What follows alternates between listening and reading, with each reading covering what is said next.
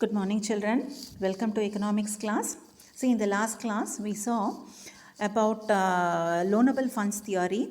Otherwise, it is called as a neoclassical theory, like it was propounded by modern economists like Wicksell, Bertil Ohlin, Wiener, Gunnar, and Myrdal. And according to this loanable fund theory, the rate of interest was determined based on the demand for loanable funds and the supply of loanable funds. And the demand for loanable funds was determined by three components or three factors, that is the demand for investment, demand for consumption and demand for holdings. All these three lines or the curves will be a downward sloping curve because normally demand curves always slopes downwards. Next, the supply of loanable funds are determined by four factors, that is savings, bank credit, disholdings and investment. Normally supply curve always slopes upwards. That is why in the graph you might have seen the three blue color curves are downward sloping curves, which indicates investment curve, consumption curve and holdings curve. And together when you add up these demand curves, you get the green color demand for loanable funds curve. Next, the supply of loanable funds is determined by four factors, that is savings, bank credit, disinvestment and disholdings. When you add up these four factors, you get the orange color supply of loanable funds curve. The point of intersection of this LD curve and the LS curve is at E, which means at point E, that is when you extend this and when it touches the y-axis, that means at OR the rate of is the rate of interest with OM as a money supply, which means when the money supply or when the demand for loanable funds and the supply of loanable funds are equal at OM level of demand and supply, where the rate of interest will be OR. Okay, you could also see there is one more rate of interest being specified, R dash, which means according to the old classical theory, there were only two components, that is savings and investment was only the deciding factor to decide the rate of interest. That is why you might have seen the point E dash, that is equilibrium E dash, is being marked at the intersection of the S curve, savings curve, and at the intersection of the I curve.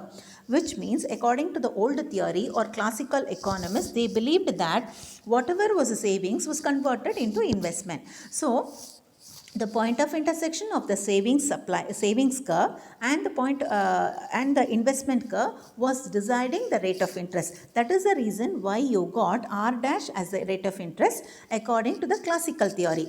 But now we have got more options for supply of loanable funds. We have got bank credits are there. The government is also bringing out all the hoarded funds. There is more of disinvestment taking place in the government departments. So all these together increases the supply of loanable funds in the economy. That is why the orange color supply of loanable funds is more to the right hand side of the axis. And when the supply is more and the demand is also on the higher side, because we have got more of investments, the entrepreneurs do more of investments into the economic activities. As population is increasing, the scope for business is also increasing. All these together constitute the reason for the increase in demand of loanable funds in the neoclassical era. That is the reason why when the demand is increasing and the supply is also increasing, when OM is the money supply, OR will be the rate of interest. That is when more is the supply of loanable funds, automatically the rate of interest will fall down. This is a concept underlying the loanable funds theory. How to find the rate of interest using the loanable funds. The next topic what we are going to see today is liquidity preference theory. How the rate of interest is being found out using the liquidity preference theory or otherwise the monetary theory of interest. This theory, it was propounded by J.M. Keynes, that is James Maynard Keynes. Many a times we have come across this economist.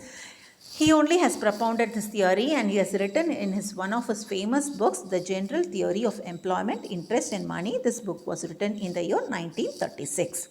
Now, according to this theory, interest means it is purely a monetary phenomenon. 100% it is true, sir, because interest is always measured in money terms only, because the rate of interest is calculated in money terms. So according to James Keynes, he says that interest is a reward for parting with liquidity for a specified period of time. See, people have money with them when this money is let out to, is given to some person,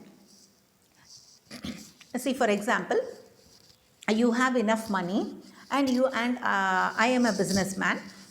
You give your money to me for a specified period of time. So you are parting with your money for a period of time, and I say that I will repay this money in 5 years. Okay, so 5 years you will not be having your money with you. That is, you are parting with your money. Parting means what? That money is not with you. Okay, so for which you have to be given some reward.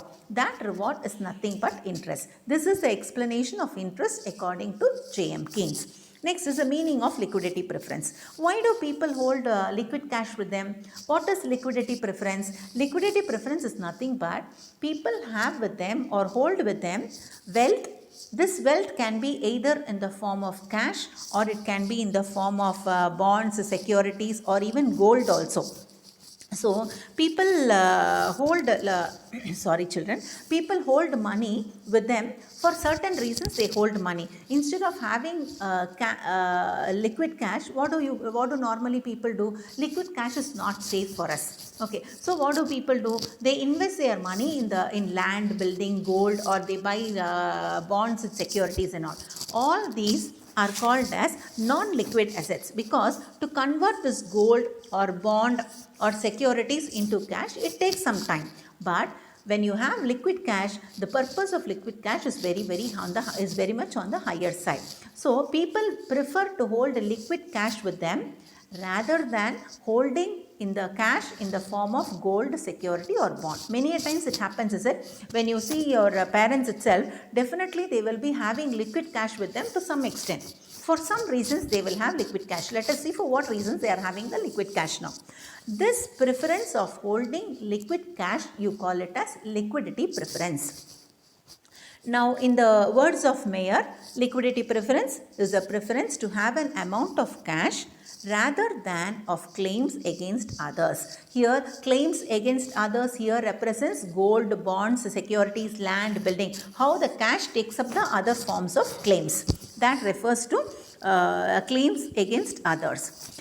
Next, why do people have money? What is the motive behind people demanding for liquid cash?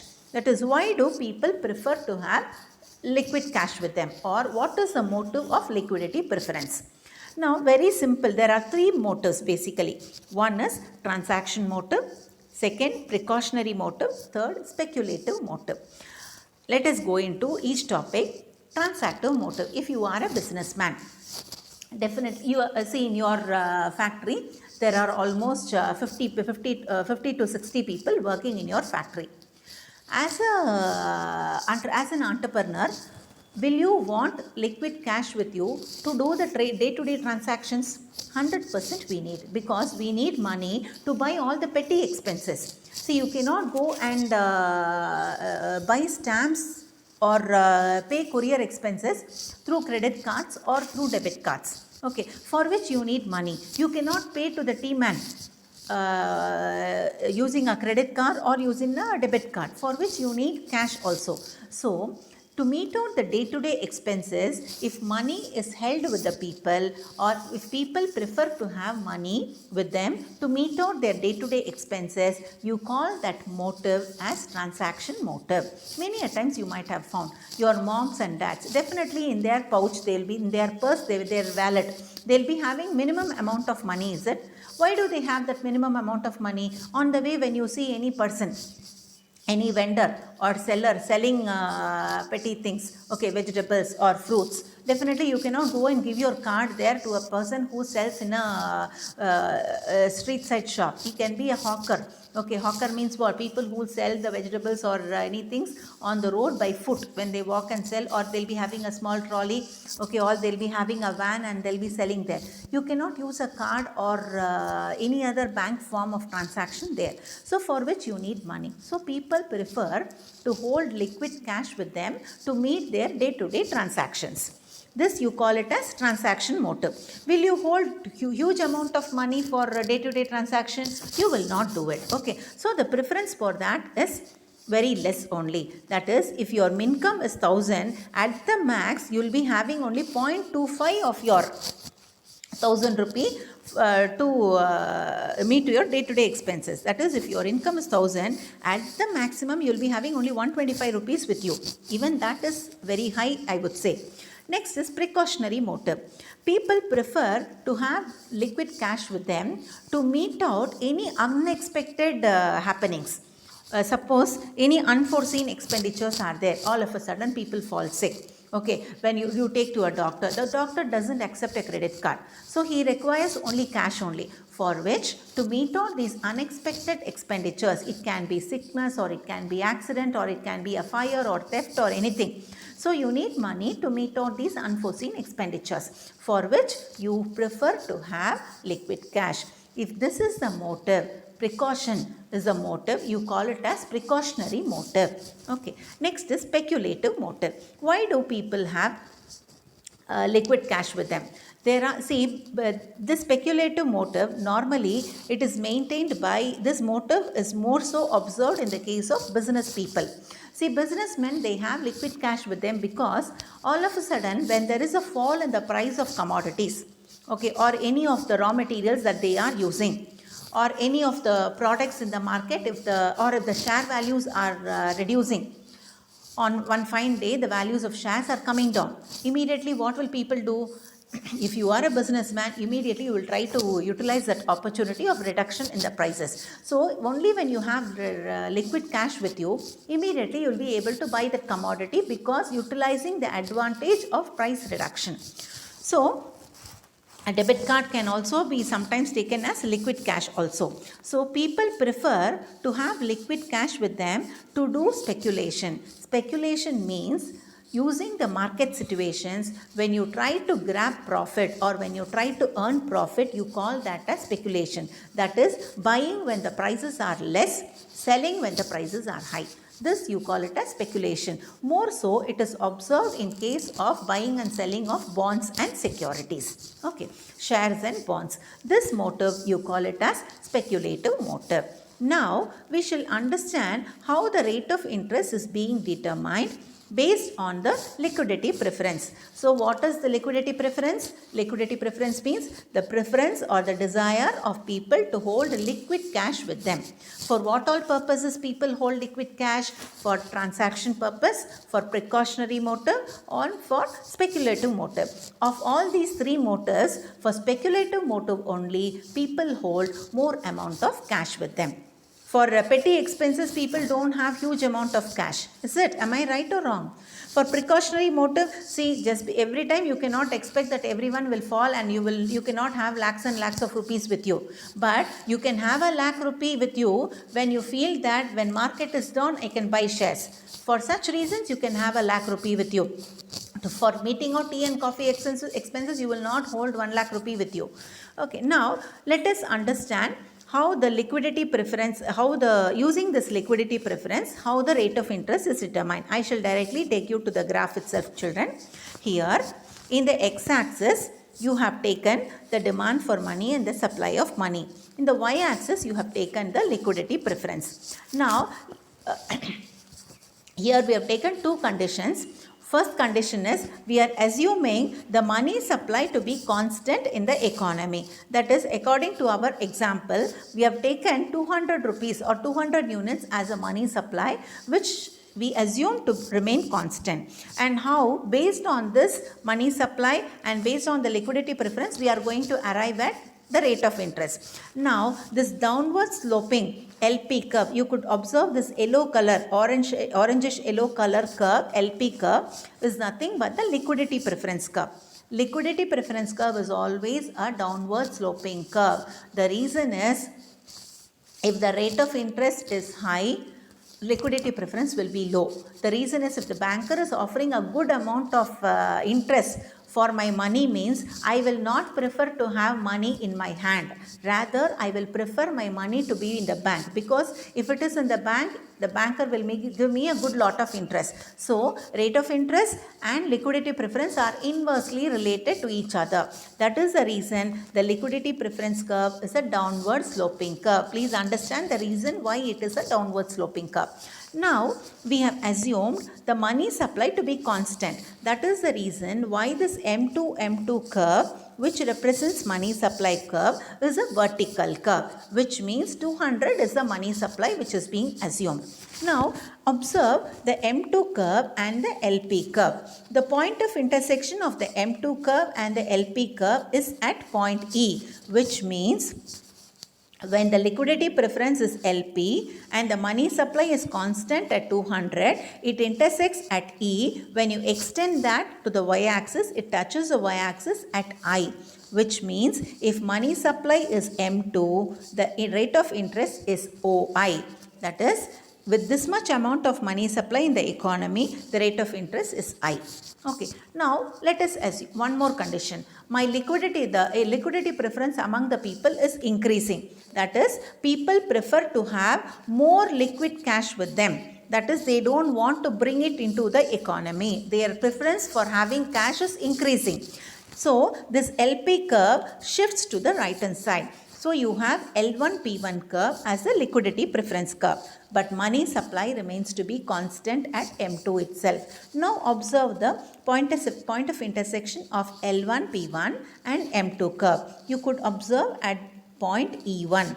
Extend that to y-axis. It touches the y-axis at I1, which means when people's liquidity preference is increasing, automatically rate of interest will increase. That is the assumption. That is, when our preference to have more liquid cash with us itself is on the higher side, when it is increasing, automatically the rate of interest for capital is also increasing. This is the interpretation of this diagram. Next, one more condition we shall assume. First, we assumed money supply to be constant and liquidity preference to keep changing. Now we shall assume liquidity preference curve to be constant. That is, people's preference to have liquid cash remains same only. Okay, but money supply keeps on changing. Now with these parameters, let us understand how the rate of interest varies. Now in this diagram, as usual, we have taken demand for and supply of money and rate of interest in the y-axis we have taken. LP curve, the downward sloping LP curve is nothing but the liquidity preference curve. Now, originally we had the M2 curve. M2 curve is nothing but the money supply curve. Now, when money supply is M2, according to our assumption, it is 200. When money supply is 200 and the liquidity preference is LP, it intersects at E2, where the rate of interest, when you extend this to the y-axis, it will intersect at I2, which means when OM2 is the money supply, OI2 is the rate of interest. Okay, now let us assume a condition. Money supply has reduced. Okay, now money supply has reduced from M2 to M3. Okay, to M3. What can be the reason? The government would have announced demonetization. So, or else the government could have announced devaluation. No more 2000 rupee will be in circulation. If the government is announcing a rule like that, automatically all the 2000 rupees will go away from the circulation. So, what will happen? Money supply will shrink. Now, with this condition, the money supply from M2, it has reduced to M3, we shall assume. Now, just observe the point of intersection of M3 and LP. It intersects at E3. When you extend that to the y-axis, you could see the interest has increased from I2 to I3, which means when money supply is reducing, when supply is less, automatically what happens? The price goes up. Price here is nothing but interest, rate of interest. Next is the third condition. When money supply is increasing. Okay, when will money supply increase in the economy? Let me tell you one condition. When the government is printing new currencies, automatically the money supply will increase. Or else, when people start saving more, money supply will increase. When the bank is following a good lenient credit policy, automatically money supply will increase. Okay. These are few reasons why money supply will increase in the economy. Now, according to our example, let us assume the money supply in the economy is increasing to, from 200, it has increased to, let me assume 300. Okay, 300 units. Now, the new money supply is M4. Now, just observe where M4 and LP is intersecting. It is intersecting at E4. Extend that line, let it touch the y-axis at I4, which means when the money supply is more, that is M4, which means more money supply, more than 200, we can take it as 300. When the money supply is increased from 200 to 300, automatically the price has come down, which means price here I mean the rate of interest. That is, more money is available for people to take loans. As a result, what will happen? Okay, the bankers will reduce the rate of interest and let loans to the public. That is the reason when more is the money supply, automatically rate of interest comes down. When less is the money supply, automatically rate of interest rises up. This is how the rate of interest is being determined according to the liquidity preference of the people. I hope I am clear, children. This theory also has got certain criticism. This theory, it does not explain the existence of different rate of interest prevailing in the market. See, in reality, the bankers will not offer loans at the same rate of interest to all the people. See, for example, the agriculturists will be charged one rate of interest. The industrialists will be charged one rate of interest. The people who are into service sector like film industry or into politics, rate of interest charge will be different, and likewise for different types of loans also the rate of interest varies. For housing loan the rate of interest is different, for personal loan the rate of interest is different, for car loans it is different. So this theory does not talk anything about the different rate of interest. Next is, it explains the rate of interest only in the short period. That is, it has not taken into consideration longer period of time. So in longer period of time, these are susceptible to changes also. So these two are the criticism against the loan liquidity preference theory, which is being propounded by James Keynes. That is all, children. Your homework for the day will be write the liquidity preference theory in your classwork notebook. Okay. The next topic what we are going to see is profit. Profit is the price that is being paid for the entrepreneur. Okay, who is the entrepreneur? He is the organizer of the business. He is a person who combines all the other three factors of production, that is land, labor and capital. He combines these three factors of production and he introduces into the business and does the production process or manufacturing process or the service process, whatever might be the nature of business. So, entrepreneur is a one who, so the entrepreneur, for the work that the entrepreneur does, he has to be rewarded, is it? This reward is nothing but profit. Okay, so the meaning of profit is what? The returns means what? The benefits that the entrepreneur is getting for his entrepreneurial ability. See, for example, let us take two entrepreneurs, A and B. Both of them are given the same amount of land, same amount of capital, same number of laborers also. A is doing extremely well and B is not getting good amount of profit. What might be the reason here?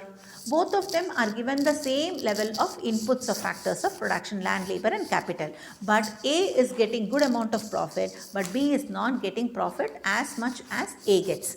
Here the reason might be A's entrepreneurial ability will be much better than B's entrepreneurial ability. So, for which the reward is nothing but profit. Just because he is able, he has got good caliber to do the business, he is getting good amount of profit.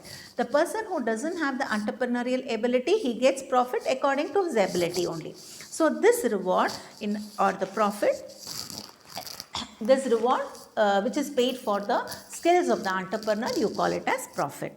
Otherwise, you can also say the profit is nothing but the amount that is left with the entrepreneur after meeting out all the other payments. Let us paying rent, paying labor, paying interest per capital and meeting out all the expenses. Whatever is the residue that is left with the entrepreneur, that is only profit. So it could be understood in this version also. Now let us see the kinds of profit. When you look into the kinds of profit, there are three kinds of profit. One is monopoly profit. See, if the firm is earning, there is no competitor in the market. Okay, whatever the profit earned by the firm, it is only because of the monopoly control. No competitor is there. No second seller is there. There is only one seller. He earns good amount of profit. That profit you call it as monopoly profit. Next is windfall profit. Sometimes there can be sudden change in the prices. See, in recent time, in a day or in this week itself, the prices of onions have shooted up very high. The reason is because of the continuous rain. The depression is there and continuously it is raining. As a result of that, okay, the supply or the production of onions have reduced. Just because the production of onions have reduced, automatically the price of onions have increased. The supply of onion has reduced. So what has happened? The price of onions now, if you see, it is somewhere around 80 rupees. Last week it was just 30 rupees, 25 rupees, 28 rupees. So what will happen? The people who have stored onions already, who have stocked onions already, they will be earning good amount of profits during this week. Okay, all of a sudden the price will increase. They might have bought at 10 rupees. Now they are selling at 100 rupees, means 90 rupees is the profit that they are getting. This will not last long. Once the climatic conditions changes, automatically the supply of onions will come to the market. As a result, the price also will fall down. So this profit is there only for a shorter duration of time. Because of unforeseen factors. This profit you call it as windfall profit. Next is profit as functional reward. See, just like how we pay rent for landlord, wage for laborer, interest for the capitalist, we need to pay a reward for the entrepreneur also. That reward is nothing but profit. So profit as a functional reward, it means the profit earned by the entrepreneur for his entrepreneurial function. That's all. Next is, what are the concepts that are involved in profit? When you look into the concepts, how we arrive at profit. Profit could be interpreted in different ways itself. First thing is gross profit. Gross always means a higher number. You just roughly find out what is the profit. So when you take gross profit, the total revenue minus total cost, you arrive at gross profit. That's all. Okay. You sum up all the total revenues, you sum up all the total costs. When you subtract both, you arrive at gross profit. The next type of concept in profit is net profit. You otherwise call it as pure profit or economic profit or true profit. It could be called in any way. See, gross profit does not include social cost, economic cost, environment cost, implicit cost. Nothing is included in that. Generally, they sum up all the costs and they find out the values. When we take off pure profit, you take away the implicit cost. Implicit cost is the cost that is being that is the remuneration for self-owned factors of production. That is, you are using your own office building for your business, where you will not be paying rent to anyone. Suppose if rent is being paid to you, that you call it as implicit cost. You are using the service of your father, mother into your business. You don't pay them. Suppose if you are paying any money to them, that you call it as implicit cost. So, from gross profit, if you remove the implicit cost, you arrive at net profit. The next is normal profit. See, to run the business or to be in the market, to stay in the business, you need some amount of profit, is it? If you are earning that amount of profit sufficient to stay in the market and keep running the business without loss, that profit you call it as normal profit. That is, to be in the market, I need some amount of money. Okay, some amount of profit, so that I don't sustain loss, neither I don't quit the industry also. That amount of profit you call it as normal profit. Next is supernormal profit. Any money over and above the normal profit, you call it as supernormal profit. See, suppose for example, month after month, if you are getting a profit of somewhere around 40,000, you feel that this is a normal profit. See, I can meet out all my expenses. I cannot, there is no loss for me if I earn month after month 40,000 as profit, net profit. Suppose for example, in a month you are getting profit to be 60,000. That you call it as supernormal profit. This 20,000 you call it as supernormal profit. Okay, actually you are getting 60,000, but 40,000 is enough for you to stay in the business. This extra 20,000 rupees is nothing but supernormal profit. Okay, children, with this I finish today's class. Then the next class we shall look into the theories of profit. Okay, thank you children. Have a good day. Bye-bye.